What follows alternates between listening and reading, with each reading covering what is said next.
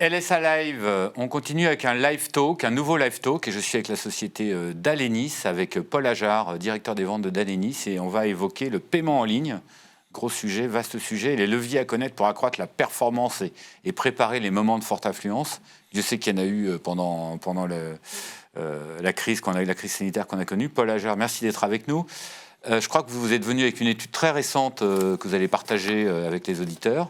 Je vais d'abord vous laisser peut-être présenter Dalenis, son activité. Oui, bien sûr. Merci beaucoup de m'avoir invité, Jérôme. Donc, je suis Paul Ajar, je suis directeur des ventes de Dalenis. Je fais partie effectivement d'une fintech spécialisée dans les paiements digitaux qui appartient au groupe BPCE, donc deuxième groupe bancaire français, dont la particularité est de couvrir l'ensemble de la chaîne de valeur du paiement. Donc on va pouvoir nous positionner tantôt comme un émetteur de moyens de paiement et tantôt comme un spécialiste des paiements en ligne. Et ça nous donne un positionnement unique sur le marché français.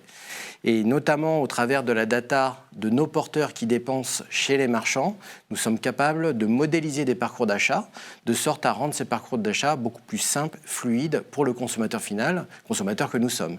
Et donc, grâce à ça nous permet de driver la tech et tout l'ADN de la boîte autour de la performance. Ce qu'on veut, c'est tous les jours aider nos marchands à vendre plus et mieux, à vendre plus vite. Et c'est aussi pour ça qu'on est donc très focus sur ces indices de performance qui nous animent. Mais je rêve de vous présenter un petit film qu'on a préparé, Jérôme, si vous en êtes d'accord. Je crois que vous avez une petite vidéo, on va la lancer. Merci.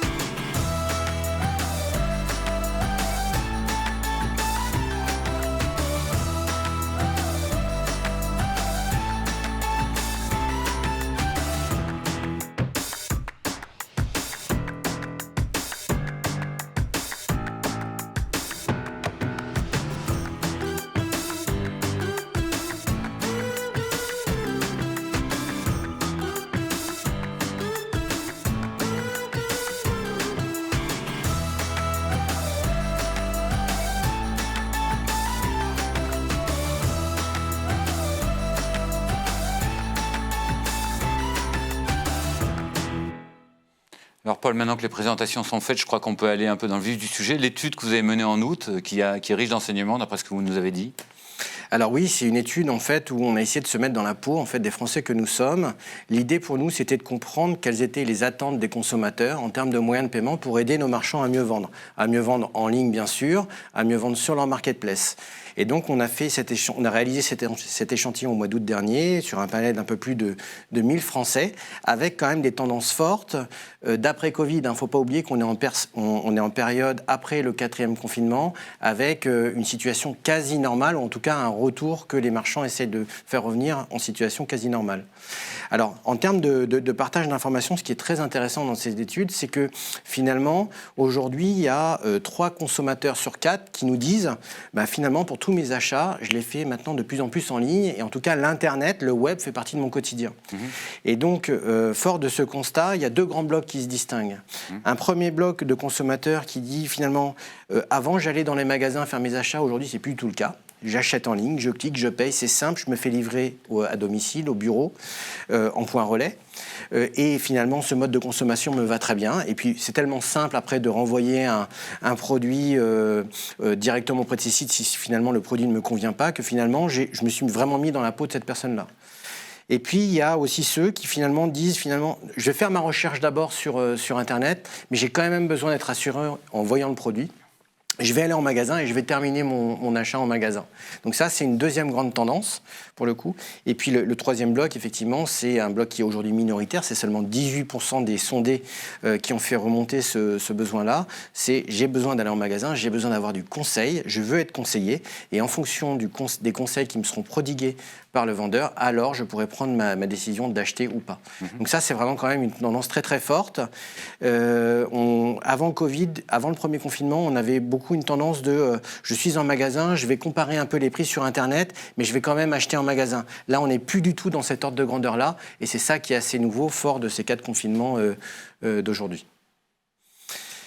Alors après, en termes de moyens de paiement, on s'est aussi toujours, dans l'idée de se mettre dans la peau du consommateur final, on leur a demandé quels étaient les moyens de paiement en fait, qu'ils préféraient dans une liste de moyens de paiement sélectionnés. Et là, on a eu quand même des surprises par rapport en fait, au paiement carte qu'on voyait de manière assez traditionnelle avant le premier confinement. On a 4 grandes tendances en fait, qui se dégagent en termes de moyens de paiement souhaités par ces personnes-là, autour de 3 questions. La première question, c'était connaissez-vous ces moyens de paiement ? La deuxième question, c'était les utilisez-vous ? Et la troisième question, c'est si on vous les proposait, est-ce que vous les utiliseriez pour le coup. Et c'est là où, effectivement, on voit, en termes de moyens de paiement, 4 grandes tendances. Le porte-monnaie électronique, je veux pouvoir acheter, en fait, finalement, assez simplement, derrière une application bancaire, derrière un bouton de paiement. Le one-click, bien sûr. Certains grands sites marchands, et même pour la majeure partie d'entre eux, proposent aujourd'hui des paiements assez simplifiés en ayant préalablement enregistré le numéro de carte bancaire. Donc je connais cette possibilité. Est-ce que je l'utilise ? On voit que seulement 18% des sondés l'utilisent alors que 59% les connaissent. Ça, c'est aussi très fort. Bien sûr, une grosse tendance de fond sur j'achète aujourd'hui, je paye plus tard, le buy now, pay later, qu'on voit en ce moment partout dans la presse, porté aussi par des fintechs en forte croissance. Ce qui me permet effectivement d'acheter des produits à plus forte valeur, de l'électroménager, des biens d'équipement, et de pouvoir échelonner et fractionner en fait mes échéances dans le temps. 71% des sondés ont cette information, connaissent ce moyen de paiement-là, seulement 26% l'utilisent pour le coup. Donc là, on est vraiment dans quelque chose d'assez nouveau. Et puis demain, sur les moyens de paiement que j'aimerais utiliser moi en tant que consommateur, bien sûr, je voudrais aussi des paiements un peu plus simples. Si je suis déjà enrôlé dans un porte-monnaie électronique, si j'ai déjà la possibilité de payer par un simple clic sur un bouton de paiement, ou si on me propose tout de suite, parce qu'on me connaît mieux, grâce à la data, grâce au marketing, le bon moyen de paiement au bon moment, ça va me tenter à finalement vouloir cliquer directement sur le bouton de paiement et finaliser mon achat. Et donc tout l'enjeu en fait des marchands, c'est de pouvoir effectivement proposer une page de paiement qui permette de valider assez simplement un panier avec les bons moyens de paiement qui s'affichent et non pas proposer un arbre de Noël où finalement le consommateur se sent perdu, pour le coup. Donc ça, c'est vraiment très très vrai. Alors, on voit que le paiement fractionné est en plein boom. En quoi c'est un vecteur supplémentaire de conversion en fait, dans le paiement ? Alors, c'est un super produit pour la simple et bonne raison que on va se laisser tenter beaucoup plus facilement à l'acte d'achat, alors même qu'on sort d'une période difficile, un peu morose, où finalement on surveillait ses comptes de très très près.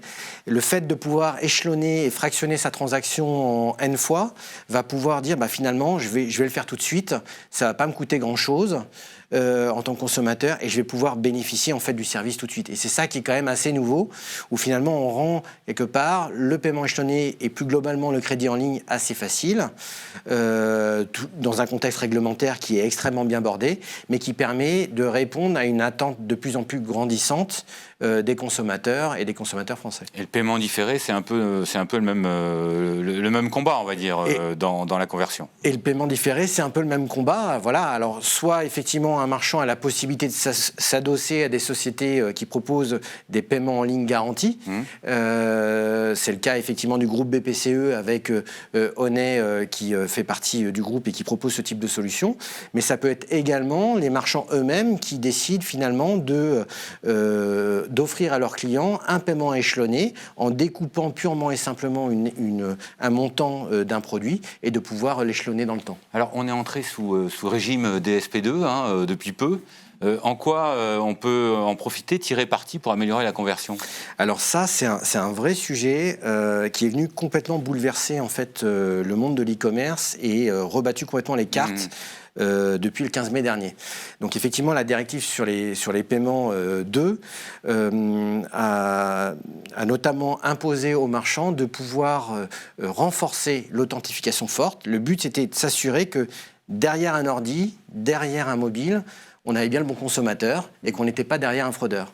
Et donc, c'est venu complexifier cet écosystème où finalement, les paiements qu'on avait l'habitude de valider peut-être un peu plus facilement avant le premier confinement, finalement, sont devenus un parcours en termes d'UX, donc d'expérience client un peu plus compliqué, puisqu'il faut, au travers d'un mobile, que le porteur s'authentifie, que son application bancaire s'ouvre, une fois que son application bancaire, il faut qu'il puisse saisir un code qui change tous les 90 jours. Et donc, ça rajoute un certain nombre d'étapes qui complexifient le paiement. Mais je dirais que l'ensemble de l'écosystème, marchands et puis prestataires de services de paiement comme nous, acteurs digitaux, avons dû nous adapter à ça pour en faire une force et pouvoir essayer effectivement d'adapter des parcours clients assez sympas, favorisant l'acte d'achat, tout en renforçant la sécurité. Et moi, ce que je note parmi les 4 chiffres qui sont à l'écran, c'est surtout un qui m'a beaucoup impressionné, surtout aujourd'hui en 2021. 58% des interrogés nous ont dit finalement, quand je fais des achats sur mobile, quand j'arrive sur ma page de paiement finalement ne ressemble à rien. Elle est tronquée, je ne vois pas le numéro de carte, elle ne s'adapte pas à mon device. Et ça, c'est un vrai problème. Et donc finalement, je me dis, en tant que consommateur, si je n'arrive pas à faire mon achat sur le site en question, je suis potentiellement à un clic de mon concurrent, je vais aller voir chez le concurrent si le produit est au même prix, voire même moins cher, je vais peut-être plus facilement l'acheter chez mon concurrent. Et donc c'est devenu un vrai enjeu de conversion pour les marchands, de pouvoir s'adapter à tous les devices qui sont utilisés par les consommateurs que nous sommes. Ça nécessite un certain nombre de mises à jour, évidemment, techniques. Et puis derrière, le paiement, dans ce contexte-là, doit être une étape la plus indolore possible pour le consommateur que nous sommes. Il y a un sujet d'ergonomie et de mise en scène du paiement sur les pages web. Moi, je fais toujours le comparatif avec la grande surface, finalement, où en grande surface, il y a toujours en fait, des parcours avec des têtes de gondole où on est guidé, on est tenté en fait, d'acheter des produits. En e-commerce, c'est un peu la même chose, sauf que ça se passe dans le monde virtuel. Et donc, en fait, cette expérience de client, et notamment ce qu'on appelle le tunnel d'achat, est extrêmement clé avant le paiement, pendant le paiement et bien sûr après le paiement également. Et la DSP2 devrait contribuer à améliorer cette expérience d'achat et ce tunnel d'achat ? Alors, en tout cas, si j'endosse dans le mar de café là. Ouais. En tout cas, si j'endosse ma casquette d'Alenis FinTech, donc appartenant au groupe BPCE, donc évidemment, c'est un enjeu majeur pour les banques de pouvoir éduquer leurs propres clients à payer simplement en ligne. Dans ce contexte de je m'authentifie et je mets le code qui va bien derrière. Maintenant, ça va prendre du temps. On voit aussi qu'on a des populations qui sont très disparates, pour le coup, en termes d'usage, en termes de moyens de paiement. Et donc, forcément, une personne qui est un peu plus jeune, qui est un peu plus geek, qui est un peu plus familier à des usages et des paiements sur mobile, finalement, n'aura pas tout à fait les mêmes besoins, les mêmes desiderata qu'une personne de plus de 70 ans qui commence tout juste à faire des achats sur Internet. Et donc, finalement, quand on regarde tout ça dans son ensemble, globalement, jeunes et moins jeunes disent quoi ? Ils disent je veux être rassuré pour mes paiements en ligne. Peut-être que j'ai été victime de fraude par le passé. Peut-être qu'on a utilisé mon numéro de carte pour un achat autre dont je n'ai pas été l'initiateur. Donc je veux être rassuré, mais je veux quand même que mon paiement soit simple. Donc je veux que finalement, on puisse me proposer le bon parcours au bon moment. Et donc, je ne vais pas rentrer dans la technique, mais il y a différents parcours de paiement qui permettent, en fonction d'un certain nombre de règles et de critères qui sont imposés par la directive européenne, de pouvoir proposer des parcours, ce qu'on appelle frictionless, sans friction, à ces consommateurs, dans un certain nombre de cas, et en fonction du comportement en temps réel, en fait, de la carte, du produit, et de globalement ce qu'il y a dans le tunnel d'achat. D'accord. Vous parliez de frictionless. Est-ce que dans les périodes de forte affluence de vente, comme bientôt le Black Friday, c'est facile à gérer ? Et quel conseil vous donneriez à un marchand pour bien anticiper ce rush, si on reste dans les anglicismes ? Alors, pour bien anticiper ce rush, moi j'ai envie déjà de partager deux grandes études en fait aussi, ou en tout cas 2 compléments à l'étude initiale qu'on a réalisé sur la mode et sur le bricolage, le monde de la déco. Ce qui est sûr, c'est qu'avec cette augmentation des ventes, on voit que l'e-commerce prend un essor de plus en plus important. Donc le premier conseil que je leur donne, c'est est-ce que vous êtes bien sûr que votre prestataire de services de paiement est en capacité à traiter vos transactions avec cet afflux beaucoup plus massif que vous allez avoir, vous, en tant que marchand. Et donc, c'est vrai qu'en ce moment, il y a beaucoup d'appels d'offres autour de ces sujets-là pour simplement choisir le bon partenaire qui sera capable de générer mon flux complémentaire. Et ça, quand on regarde ce qui s'est passé dans la mode, c'est très vrai. C'est-à-dire que derrière 4 confinements, finalement, on est revenu au niveau de vente pré-confinement, donc avant le premier confinement, en termes de vente. Alors qu'en fait, elles avaient drastiquement chuté, un peu plus de 24 ou pas loin de 25%, si j'ai bonne mémoire, avant le premier confinement. Aujourd'hui, on est revenu à une situation normale. Et on voit que notamment dans la mode, qui était quand même, dont les flux étaient essentiellement faits en magasin, on voit que l'e-commerce a fait un bond spectaculaire, plus 16 points d'acceptation sur les transactions e-commerce, avec une tendance de fond qui est juste énormissime, avec des croissances à plus de 30%. Et donc ça, c'est juste énorme. Et ça veut dire que finalement, alors que par le passé, on achetait plus facilement une télé ou un frigo directement en ligne, aujourd'hui, on va acheter un t-shirt, on va acheter une paire de chaussures, on va acheter une robe beaucoup plus facilement, même si on n'a pas la taille exacte et on sait très bien qu'il y a toujours des écarts dans les tailles affichées. Donc ça, c'est le premier point que je voulais dire avant le Black Friday, en tout cas ce rush de fin d'année. Le deuxième point peut-être important, toujours qu'on a vu dans la mode, c'est cette digitalisation de ces acteurs traditionnels vers des nouveaux business models. Et c'est ça qui est intéressant. On voit maintenant dans des magasins des corners où finalement on propose aux consommateurs que nous sommes d'acheter des produits de seconde main. C'est vrai dans des magasins de sport, c'est vrai dans des magasins d'habillement.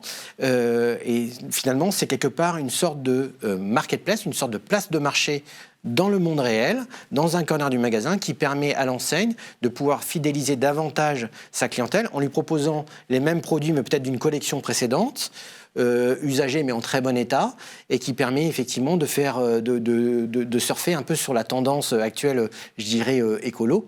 Bien sûr, c'est produits recyclés, donc moins de gaz à effet de serre, et donc effectivement tout le cheminement qui va bien derrière. Donc ça, c'est vraiment très très important. Et donc 78% des interrogés disaient, pour moi, c'est important que ces enseignes-là me proposent en fait de nouveaux parcours digitaux, bien sûr pour le Black Friday, bien sûr pour le rush de fin d'année, mais également en magasin quand j'irai en magasin. Donc ça, c'est un des points importants. Le deuxième point important peut-être sur la tendance bricolage, alors là, on est l'effet inverse.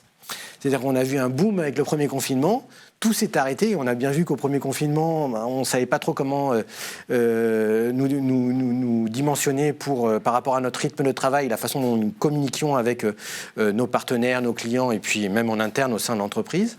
Et donc, un certain nombre de Français ont eu un peu plus de temps pour faire de la déco, se remettre à la peinture, se lancer dans des projets qu'ils n'avaient pas l'habitude de faire, avec effectivement sous la mode du DIY, do it yourself, avec effectivement un bond de plus de 20% dans les ventes en ligne, alors qu'en fait le gros finalement des transactions étaient faits en magasin. Et donc tous ces grands retailers qui hier en fait proposaient grosso modo l'essentiel de leurs produits dans des magasins ou dans un réseau de magasins ou dans un réseau de franchisés, aujourd'hui explose en e-commerce. Et donc ça, c'est super.